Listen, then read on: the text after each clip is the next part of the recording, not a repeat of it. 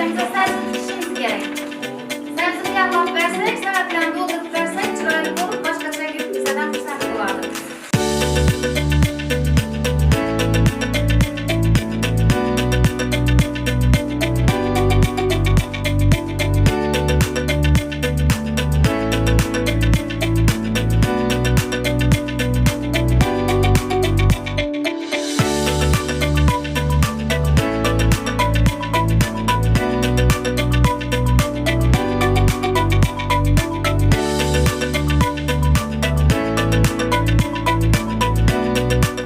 Men Amatboyeva Dinora, Yangibozor tumani 15-son davlat maktabgacha ta'lim tashkiloti tarbiyachisiman.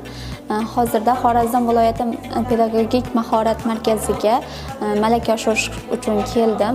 3-guruh tinglovchisiman.